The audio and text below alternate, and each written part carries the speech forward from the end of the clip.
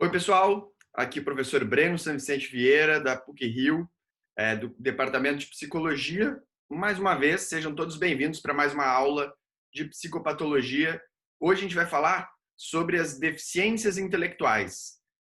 Quem está acompanhando os vídeos na ordem, no vídeo anterior a gente falou sobre os transtornos do neurodesenvolvimento, que é um conjunto de condições que surgem no começo do desenvolvimento, e todas elas representam um atraso em relação aos seus pares, né? As pessoas que possuem os transtornos do neurodesenvolvimento, todos esses transtornos, eles possuem como uma característica comum um atraso em relação ao desenvolvimento, né? Comparativo com aquelas pessoas que são comparáveis, né? Têm a mesma idade, a mesma condição socioeconômica, vêm da mesma cultura e por aí vem.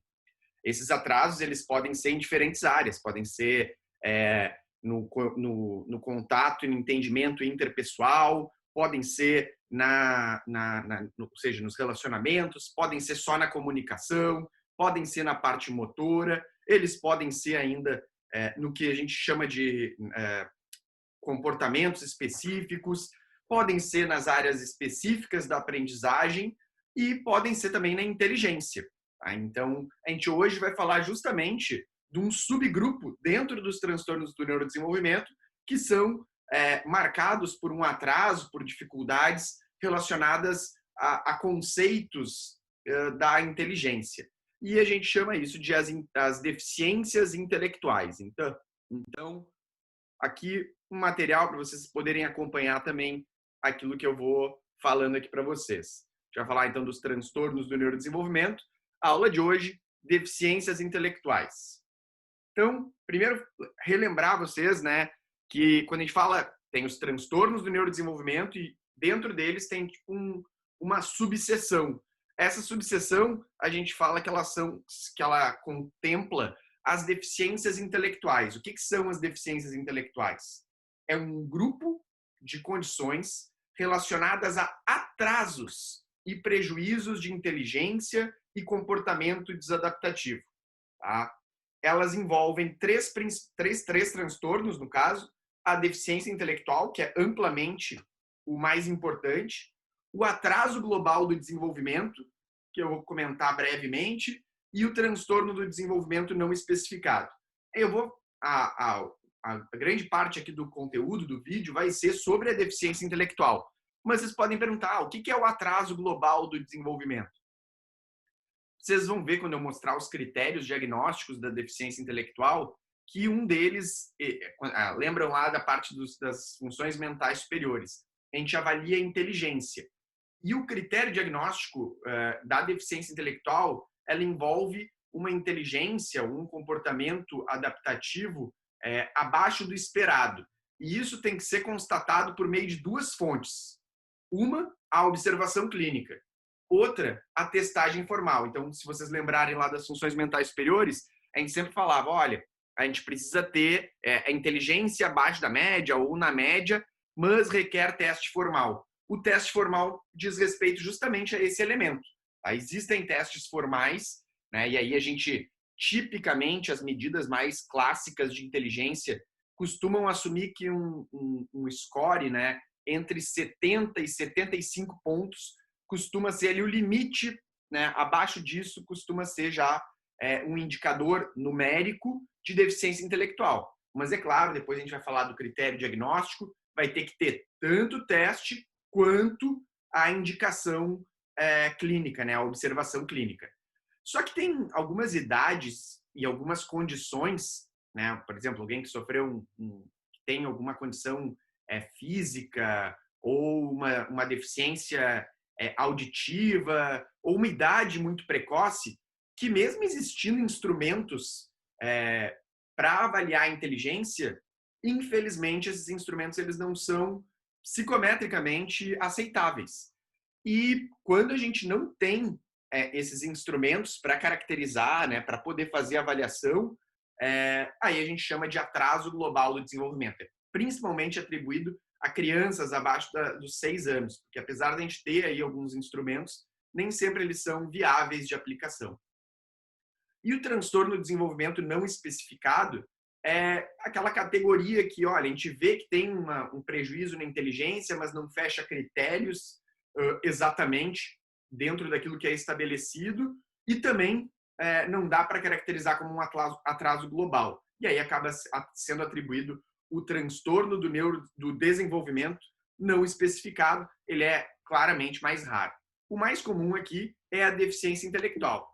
E justamente por ser deficiência intelectual é dela que a gente vai falar um pouco mais aqui na aula de hoje. Tá? O que é a deficiência intelectual?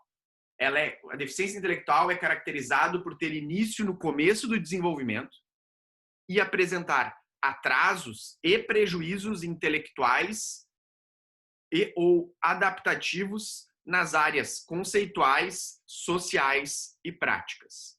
Então, aqui eu já comentei, acabei de falar para vocês, eles são caracterizados por ter início no começo do desenvolvimento. O que quer dizer começo do desenvolvimento? A gente fala antes dos 18 anos, mas tipicamente é ainda mais precoce, tá? E apresentar atrasos, prejuízos intelectuais. Bom, vocês podem me perguntar, né, ou alguém que está vendo esse vídeo pode perguntar, o que é um prejuízo intelectual? Vamos lá. Prejuízos intelectuais são aquelas dificuldades apresentadas na solução de problemas, no raciocínio, na aprendizagem, seja aprendizagem acadêmica ou por experiências. No caso, eu olhei de manhã, hoje acordei, já era de manhã, tinha sol, saí na rua, não tinha sol, estava escuro, saí na rua e estava chovendo. Com o tempo eu vou aprender, né, que se eu acordo e eu preciso acender a luz sempre naquela mesma hora, provavelmente vai estar chovendo. Eu dou uma conferida e saio com o meu guarda-chuva para não me molhar. Isso é uma aprendizagem por experiência. Claro que bem simples, mas ela pode ser um pouquinho mais sofisticada. Capacidades de planejamento, de pensamento abstrato, de entender metáforas, de entender conceitos que não são tão óbvios. As capacidades de juízo, e aí também envolvendo o juízo crítico. Ou seja, a gente, quando fala de prejuízos intelectuais, de uma forma geral, a gente está falando de prejuízos na inteligência. Ok? Mas, vocês devem lembrar da definição, é caracterizado por ter início no começo do desenvolvimento e apresentar atrasos, prejuízos intelectuais e adaptativos nas áreas conceituais, sociais e práticas. O que é prejuízo, né, ou atraso adaptativo? Déficits em funções adaptativas, então. É o fracasso em atingir padrões desenvolvimentais. Ou seja, era esperado que a criança ela conseguisse falar, sustentar o tronco, olhar na direção dos olhos, conseguir falar as primeiras palavras, fortalecer o tórax. Isso são atrasos. Não atingiu na idade esperada. É um atraso. Claro que um só não quer dizer nada. Fracasso para atingir padrões socioculturais de independência. O que é isso? À medida que a criança ela vai, e o adulto também, mas que as pessoas elas vão envelhecendo, né, e a idade vai avançando, é esperado que a pessoa ela consiga dizer, olha, tô com dor de barriga, ir na geladeira e pegar um copo d'água. Aos poucos vai atingindo padrões de independência que, claro, com o tempo vão envolver a pessoa conseguir pegar um ônibus, a pessoa conseguir andar de transporte público, a pessoa fazer uma compra, a pessoa manejar o dinheiro, mas isso são funções adaptativas que têm a ver com atingir um nível de independência, tá? E a gente frequentemente vê que quem tem deficiências intelectuais apresenta um fracasso em atingir esses padrões, né, esses marcos socioculturais de independência, mesmo que nesses padrões de independência a gente tenha aí uma diferença, né, em relação àqueles padrões desenvolvimentais. Nós temos bem estabelecido quais são as idades típicas que a faixa de idade para começar a falar, para começar a comer sozinho, isso é mais ou menos estabelecido. Agora, esses padrões socioculturais de independência, eles são um pouco mais subjetivos, e aqui já exige um pouco mais da nossa avaliação clínica. Mas também envolve fracasso em atingir padrões de responsabilidade. Ou seja, a pessoa conseguir, olha, desde as coisas mais simples, de, ó, deixei a água esquentando na chaleira, tu desliga o fogão e a pessoa não conseguir cuidar disso, ou não conseguir cuidar de si mesmo, né? Tomar banho, escovar os dentes, manter a higiene, enfim, são padrões de responsabilidade, claro, que depois vão atingir aí outros pontos à medida que for evoluindo a idade. Pensem que cuidar de um filho, ou cuidar de crianças, assumir trabalhos, enfim. Por que a gente chama isso tudo de funções adaptativas, né? De déficits em funções adaptativas? Porque o fracasso nessas diferentes áreas, ele quase que obrigatoriamente vai levar a prejuízos que vão impactar o dia a dia da pessoa, o trabalho da pessoa, a aprendizagem, né? O desenvolvimento acadêmico da pessoa, as suas relações e, claro, eventualmente também vai impactar a sua saúde. Tá? Ou seja, quando a gente fala de déficits em funções adaptativas, nós estamos falando de um atraso, de forma geral, num amadurecimento, tá? Numa independização. E, considerando então isso, a gente está falando que deficiências intelectuais, né, são transtornos que surgem no começo do desenvolvimento e apresentam atrasos e prejuízos intelectuais nas áreas conceituais, sociais e práticas. E agora vocês podem também ainda guardar uma dúvida do, ok, né? O que é área conceitual, prática e social? Área conceitual. A área conceitual, lembram lá quando a gente falou de pensamentos, né? Tem a ver com o domínio de conceitos, tem a ver com eu entender determinados conceitos. E na nossa vida, alguns conceitos eles são particularmente importantes. Tá? Alguns exemplos desses conceitos que eles fazem toda a diferença no nosso dia e que ter o domínio deles ou não ter pode fazer muita diferença. Compreender, e é mais do que isso, é compreender e empregar adequadamente esses conceitos. Eu tenho que saber o que é e ter que conseguir manejar aquilo. Claro que eu não preciso ser um especialista, mas pelo menos o suficiente para, de acordo, né, na comparação com os meus pares, eu não ser prejudicado em função da minha falta de compreensão, por assim dizer. Então, que conceitos são esses? O dinheiro, né? Eu consegui entender o conceito do que é o dinheiro, de quanto que ele vale, de como que é gastar, o que é justo, o que não é justo, e enfim, aí depois a gente vai ver no domínio prático o manuseio dele. Para além do dinheiro, tem também aquilo que a gente chama de tempo. A pessoa tem que ter uma noção de tempo. Ela tem que saber, olha, tem que esperar tanto tempo. É muito, e claro, vocês devem estar pensando aqui, mas então eu já estou me lembrando aqui de um personagem de um filme famoso, tem um ogro verde lá, que tem um personagem que ele fica, já chegamos, já chegamos, já chegamos. O que é? Agora a gente já está lá.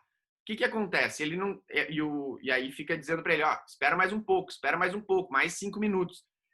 A noção de tempo ela evolui e é claro, né? Lembrem-se, ao longo do desenvolvimento, várias das nossas habilidades elas vão se desenvolver à medida que a gente vai amadurecendo. E conhecer o tempo é óbvio que na comparação com os seus pares, uma criança lá de 4, 5 anos, ela essa noção que nem esse personagem tinha do tempo, ela é uma visão superficial, ainda imatura, mas é esperado que ela evolua com o tempo. Mas o dominar, o conhecer, o manejar o tempo é um desses conceitos que a gente fala que são importantes. Além disso, o direcionamento. Conseguir ter o mínimo senso de direção, de organização, né, de orientação, também é um elemento importante que tem a ver com conceitos, de saber para onde eu estou indo, ou eu tenho que ir lá, saber, mesmo visoespacialmente, entender as coisas. Tanto é que se vocês já fizeram algum teste de inteligência, várias das tarefas são de rotação mental. Por quê? Porque a pessoa tem que ter um senso de direcionamento. E um outro conceito que é muito importante é aquele que a gente chama de o senso numérico. conseguir entender os números, conseguir saber as relações entre eles. Vocês devem, quem já teve contato com uma criança, né, que foi crescendo ao longo do tempo, deve lembrar que tem várias fases, né? Primeiro a gente ensina os números, aí primeiro ensina a contar até 10, depois... E a gente não precisa ensinar a criança a contar até 1 milhão. À medida que ela vai amadurecendo e que esse senso numérico, esse conceito, ele vai se solidificando, lá pelas tantas, ela aprendeu a contar no máximo até 100, e depois ela já... 100, 200, 300, e aí ela já está fazendo, né, a ampliação, porque isso é o domínio daquilo que a gente chama de o senso numérico. Mas eu falei também que existe a área social. Tá? O que é a área social? É se relacionar adequadamente. E várias funções e manifestações são atribuídas ao desenvolvimento adaptativo da área social. Aqui a gente fala das habilidades interpessoais, eu saber conversar, eu conseguir conversar, eu saber noções básicas de reciprocidade social, eu ter educação, é claro que aí vem de uma sabedoria social também, responsabilidade social, eu saber que eu tenho um senso de agência e eu posso implicar em responsabilidades, né? Eu posso ter eu causar um impacto no ambiente. Então, se eu não tenho isso desenvolvido, eu posso acabar causando mal-estar, sofrimento para terceiros, sem me dar conta de que eu sou responsável daquilo. Envolve também noções básicas de autoestima, né? De eu saber quem eu sou, de eu me reconhecer, de eu ter uma noção das minhas capacidades, até onde elas vão, né?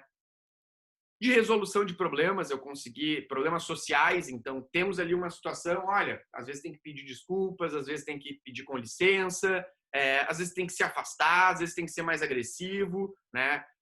Para conseguir ser mais assertivo de uma forma geral. Então, a resolução de problemas sociais, a capacidade também é bem importante de seguir regras, obedecer leis, porque isso tudo tem a ver com a gente conseguir se relacionar adequadamente em uma sociedade, tá? Além disso, claro, evitar problemas, né? Tudo isso passa também pelo ponto de evitar problemas. Chegamos agora na área prática. O que são aquelas funções, esses comportamentos da área prática? Tudo envolve realizar ações básicas necessárias. E aí, de novo, lembrem-se que a gente está falando daquilo que é o esperado. Quando a gente fala de manejar o dinheiro, vai aparecer logo logo, a gente não está esperando que as pessoas elas manejem o dinheiro como um acionista da bolsa. A gente espera que ela maneje o dinheiro para que ela consiga receber no começo do mês uma verba ou num dia e conseguir administrar aquilo sem perder, sem fazer gastos que depois ela vai se prejudicar, sem ser roubada, né? Guardando quando é necessário. E aí envolvem noções não só de dinheiro, mas de higiene,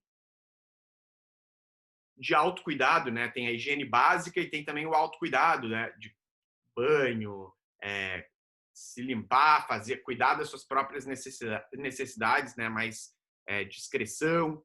Atividades básicas do dia a dia, então, cozinhar, botar um despertador, fazer uma faxina, atividades básicas do dia a dia, do trabalho, tá? Então, conseguir trabalhar também, coordenar a sua rotina. Então, eu tenho uma série de atividades hoje para fazer, como que eu vou organizar elas? Organização básica, onde deixar as coisas. Vou organizar assim, vai ficar mais fácil de eu circular por aqui. Locomoção, de conseguir se locomover também. Eu quero ir do ponto A ao ponto B, viajar, conseguir fazer isso de uma forma independente, né? Compras, tudo isso é importante de conseguir fazer. Usar o telefone, agora hoje nem consta aqui na lista original que vocês vão encontrar nos manuais, mas a gente poderia colocar que ter um uso básico da internet também é uma ação básica hoje e necessária. Manter-se em segurança, saber o que quando eu estou me arriscando ou não, né? Atravessar uma rua que seja, não atender a porta para qualquer coisa, saber que tem locais que a gente não deveria andar, determinados horários, enfim. Usar o dinheiro, que foi a primeira coisa, né, que eu comentei antes de aparecer também. tudo isso são aquela parte que a gente chama de área de comportamentos adaptativos.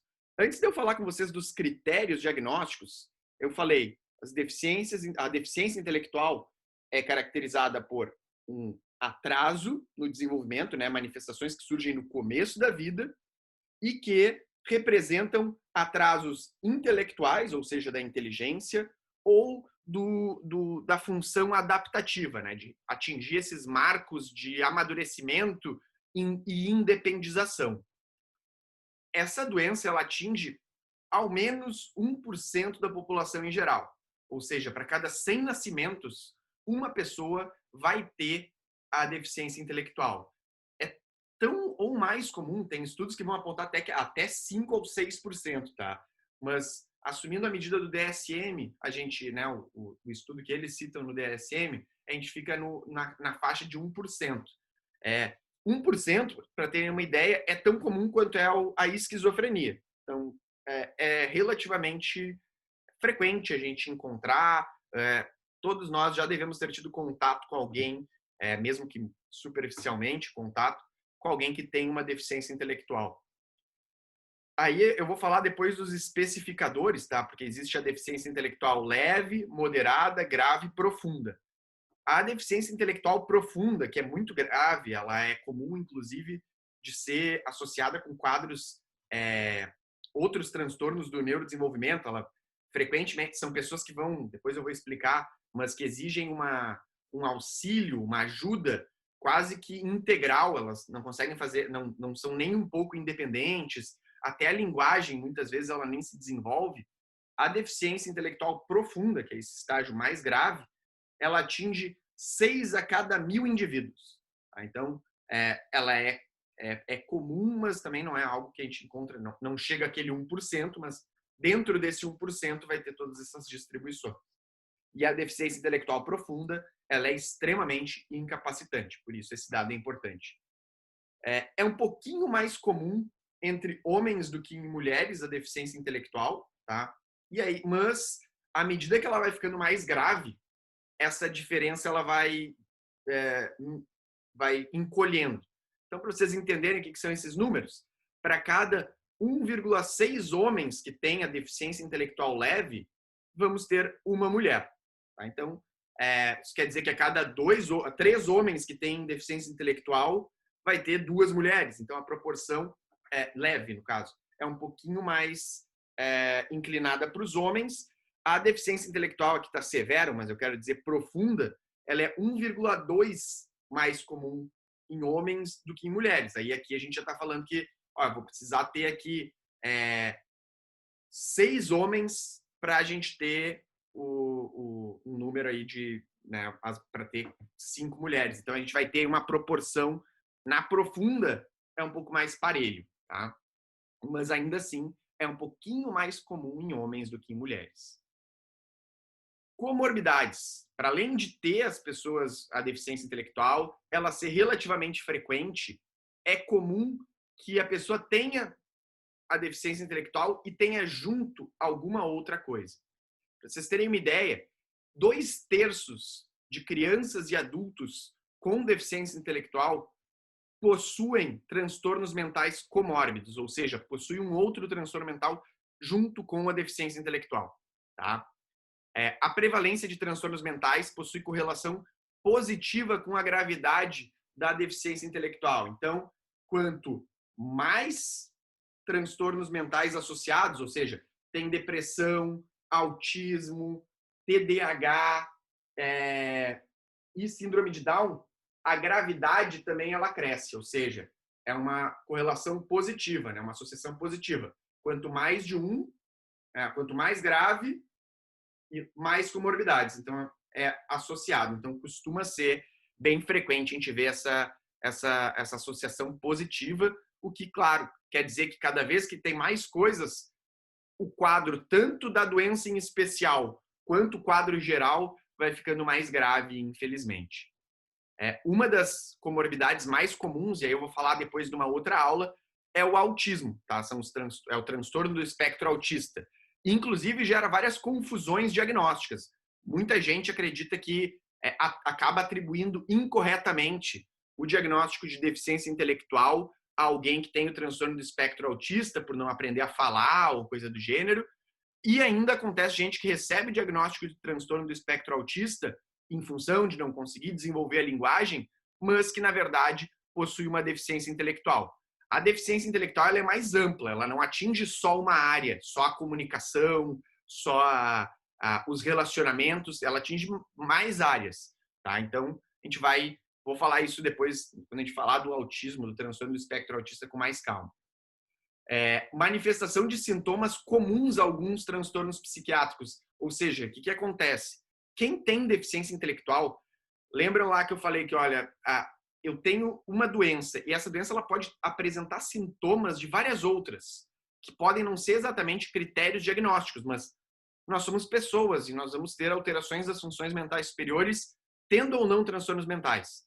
E quem tem deficiência intelectual tem uma tendência um pouquinho maior a apresentar hiperatividade, a apresentar dificuldades de atenção, baixa tolerância à frustração, autoagressividade e comportamentos estereotipados. E aqui, por que eu destaquei esses comportamentos? Porque, sim, é muito comum que transtorno de déficit de atenção e hiperatividade e deficiência intelectual e transtorno do espectro autista sejam comórbidos com a deficiência intelectual. Mas, infelizmente, como quem tem deficiência intelectual vai apresentar um pouco de hiperatividade, um pouco de atenção, de problemas de atenção em função dessa dificuldade intelectual, pode apresentar comportamentos estereotipados, pode apresentar dificuldades na comunicação. Muitas vezes as pessoas elas dizem, tem as duas coisas.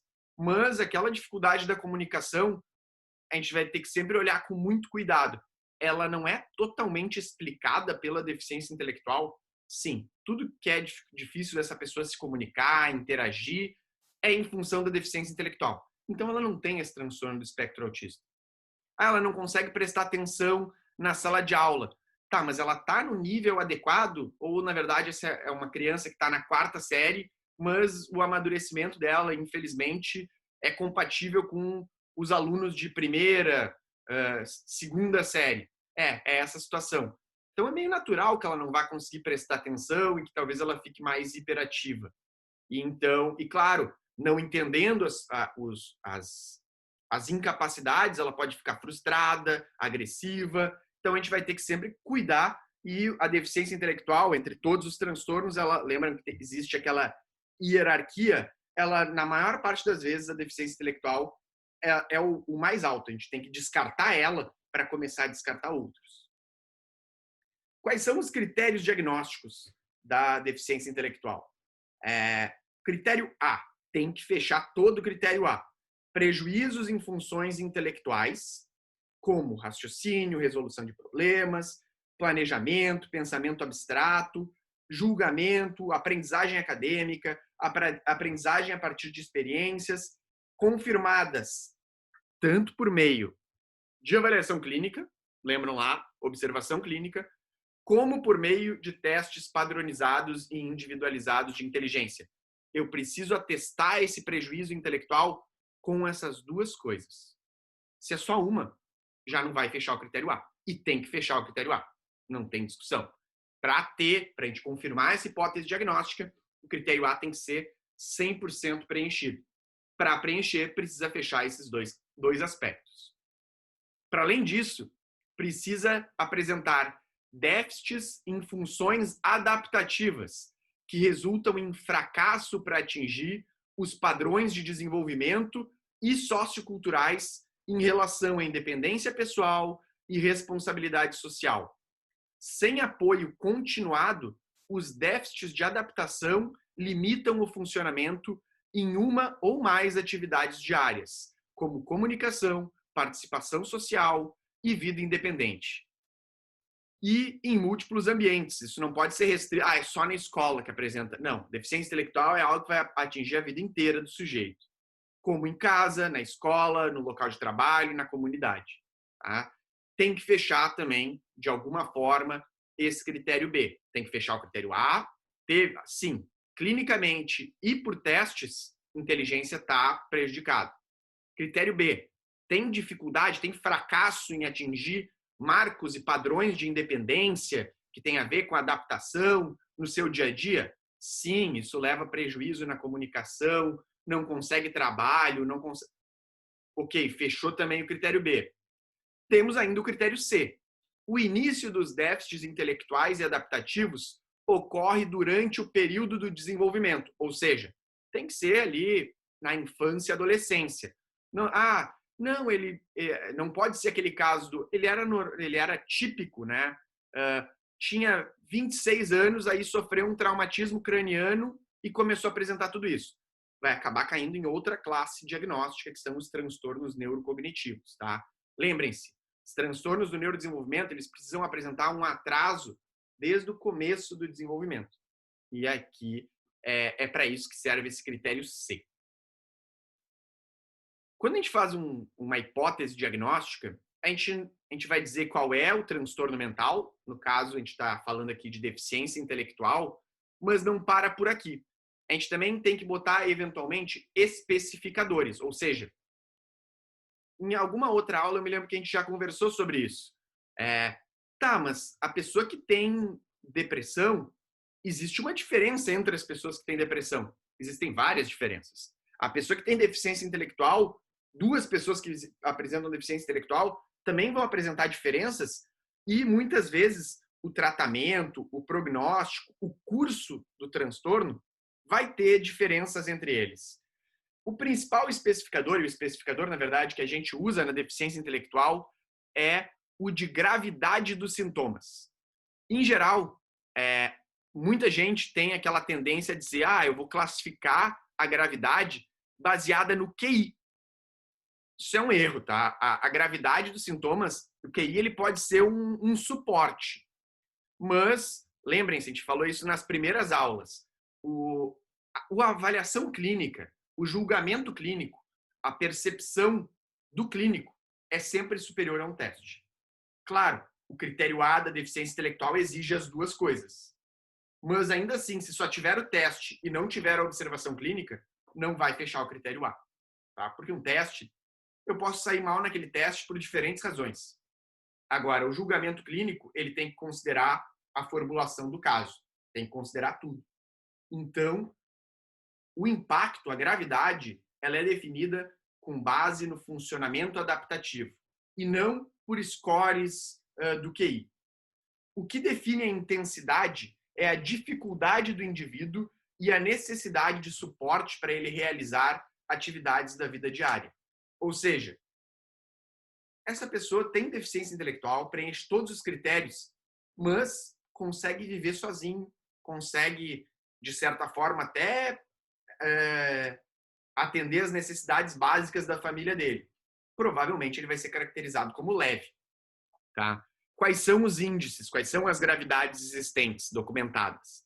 Leve, moderada, grave e profunda. Vocês aí agora podem me perguntar, tá, mas, Breno, tu falou que tem essas gravidades. Qual é a diferença, mais ou menos, entre elas? Tentar deixar aqui alguns exemplos, tá?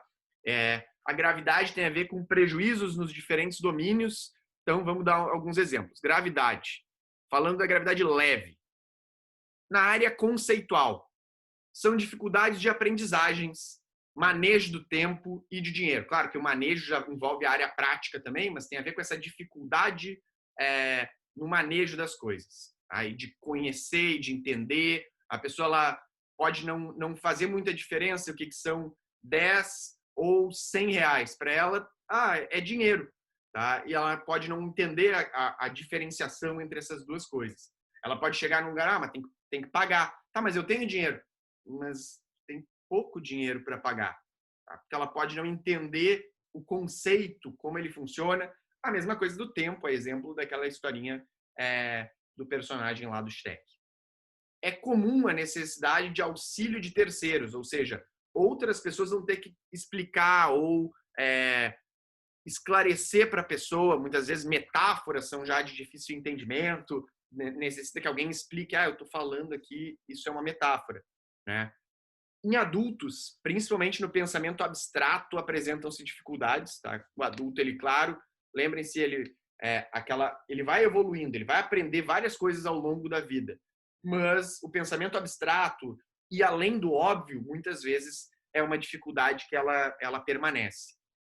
Em geral, quem tem deficiência intelectual leve costuma ser mais concreto em relação às outras pessoas que não têm uma deficiência intelectual. No campo social, é comum uma imaturidade de uma forma geral, uma puerilidade, uma infantilidade. Tá? A pessoa é mais infantilizada, parece que não, uma ingenuidade exagerada. As conversas costumam ser muito mais concretas, o que, por consequência, restringe um pouco a quantidade de amizades. Mas é importante, quem tem deficiência intelectual e não tem transtorno do espectro autista, vai ter interesse em ter relações, vai querer ter relações, vai achar importante isso, mesmo que possa apresentar muita dificuldade. Há uma ingenuidade que pode implicar, inclusive, em um julgamento limitado.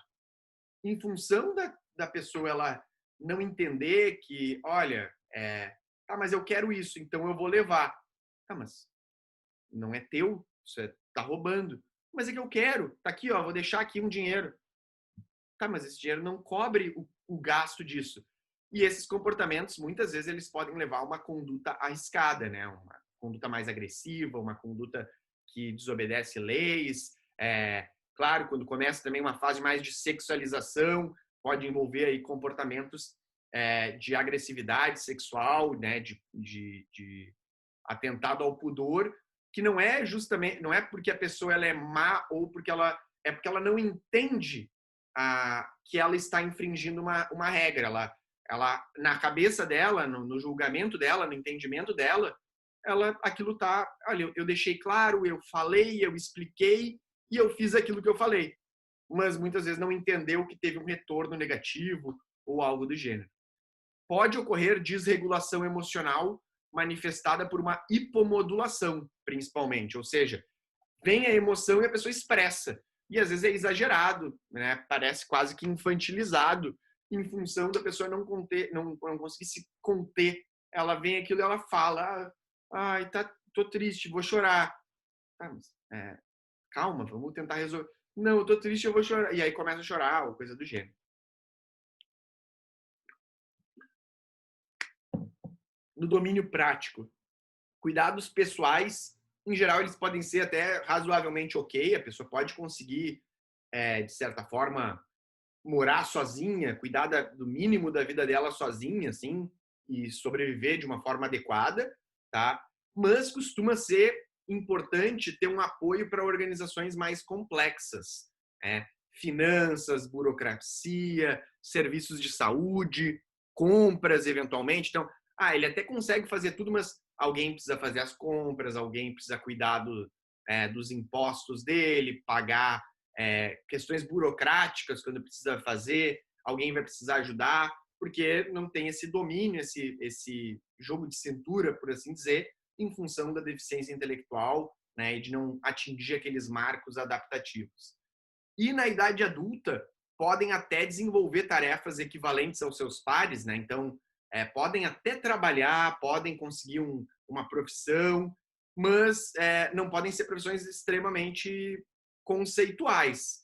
Dificilmente uma pessoa com uma deficiência intelectual leve, ela pode até conseguir se graduar, né? Dependendo aí o curso, talvez vai ter mais dificuldade, vai depender de mais tempo, de mais treinamento, de mais esforço, mas é complicado que seja uma pessoa que vai se destacar, principalmente em áreas mais conceituais. É por isso que eu falo dos cursos de graduação, mas tarefas um pouquinho mais do dia a dia, tarefas um pouquinho mais operacionais e de execução, né, executivas, são viáveis, sim, né? E muitas vezes a gente vai ver que, inclusive, em questão de tratamento, quando é identificada uma deficiência intelectual, porque não existe um tratamento, uma cura, né? Porque lembrem-se, uma vez que tem, vai ter para sempre, mas tem como tentar melhorar a qualidade de vida, como tentar tornar a pessoa mais adaptada. E uma das formas de fazer isso é tentando ensinar profissões, tentando ofícios para a pessoa. Muitas vezes, e claro, dependendo da família, né, e as expectativas, as pessoas têm uma expectativa muito alta. E um dos objetivos, às vezes, é baixar a expectativa. Eu queria ser médico. Ele, mas não estava conseguindo passar no vestibular, ia muito mal. Aí cogitou fazer um outro curso parecido. Também não conseguia, ou até conseguiu entrar no curso, mas não conseguia desenvolver nada, né? Não conseguia evoluir, ou ainda acontece, às vezes, de conseguir se formar, mas não consegue desempenhar a atividade, porque vai ter um impacto na hora de ser selecionado. Vamos tentar algo ainda mais simples. E isso, muitas vezes, vai acontecendo, tem que ser, um dos mecanismos para tentar melhorar a qualidade de vida, para a pessoa ter uma atividade, ela se sentir bem, ela conseguir ter uma fonte de renda, ser útil, melhorar a autoestima, evitar uma série de outros transtornos mentais, e ainda assim ainda assim ela vai ter deficiência intelectual. A deficiência intelectual é uma doença grave, é uma condição importante de saúde, mas principalmente nas últimas décadas, a gente socialmente tem tido também um movimento para absorver essas pessoas, para incluir elas, né, para atividades e processos e políticas de inclusão. E a deficiência intelectual, ela vem uma das condições que ela vem sendo mais incluída, e claro, mas é claro, dependendo da atividade, é mais complicado se ela for muito complexa no campo conceitual.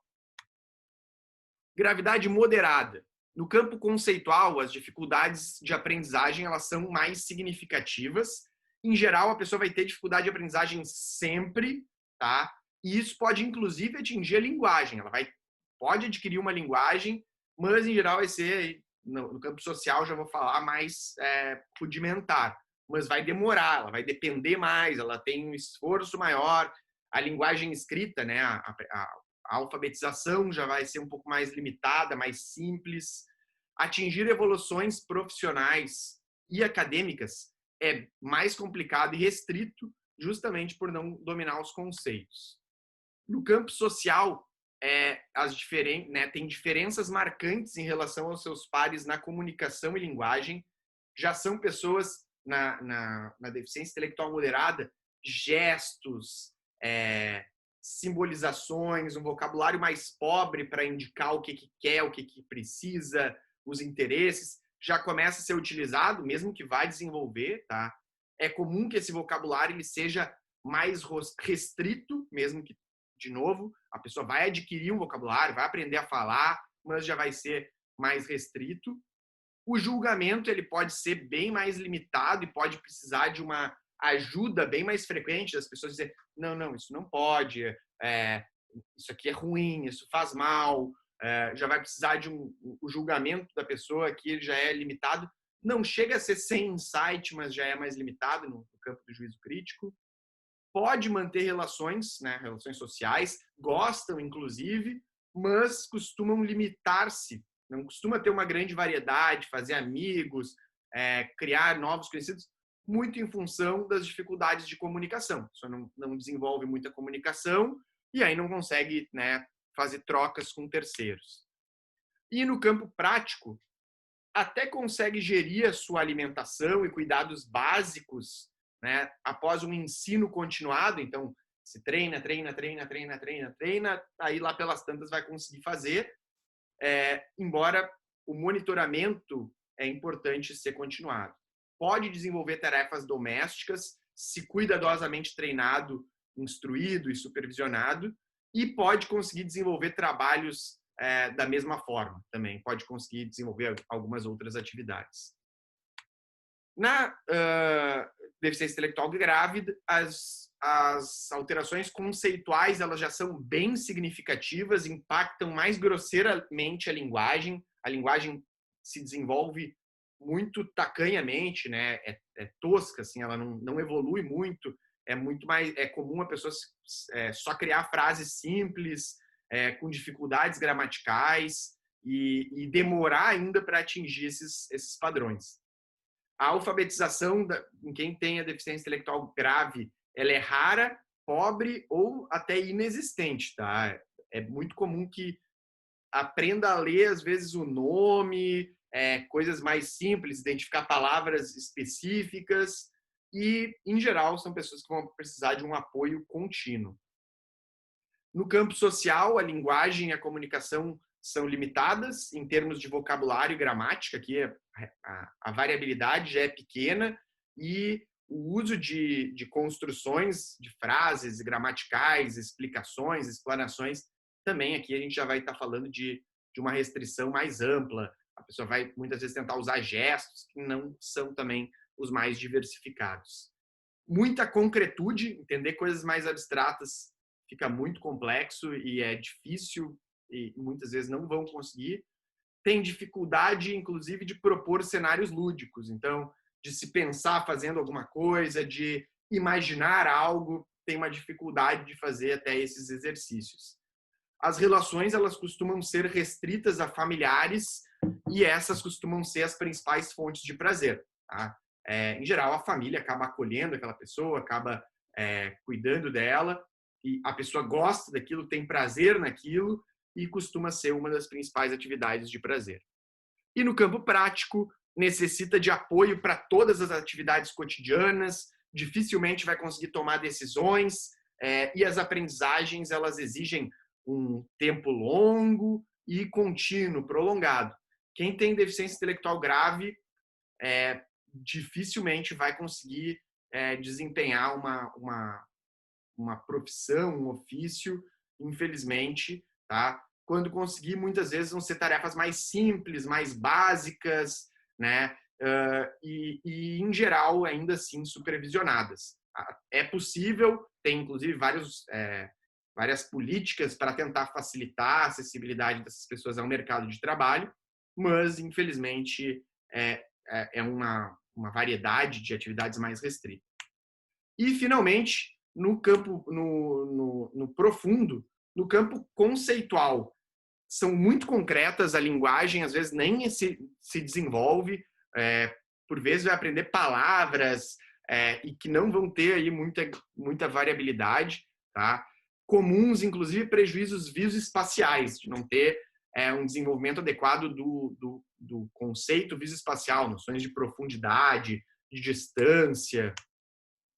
No campo social, uma compreensão limitada ou quase inexistente de símbolos e gestos. A pessoa vai ter aí problemas sérios para conseguir manipular e coordenar o uso de símbolos, de gestos. Então, placas, muitas vezes, a pessoa não vai conseguir seguir. Orientações de um manual são praticamente impossíveis, mesmo quando elas são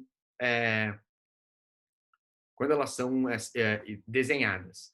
Comunicação é basicamente não verbal, dificilmente a comunicação verbal se desenvolve é muito inicial, muito básica, e o que mais gera prazer, as atividades de lazer mais importantes costumam ser relacionamentos próximos, embora as trocas sejam restritas, infelizmente. A pessoa não vai ter uma grande variedade de pessoas, em geral vão ser aquelas pessoas que vão se aproximar dela.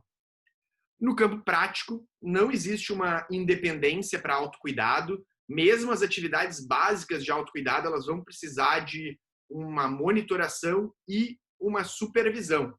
E aqui, por atividades básicas de autocuidado, a gente está falando higiene básica, cuidados básicos com vestimenta, limpeza.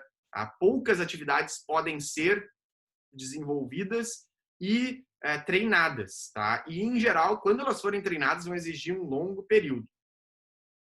Além disso, claro, a deficiência intelectual profunda ela é muito mais associada com comorbidades.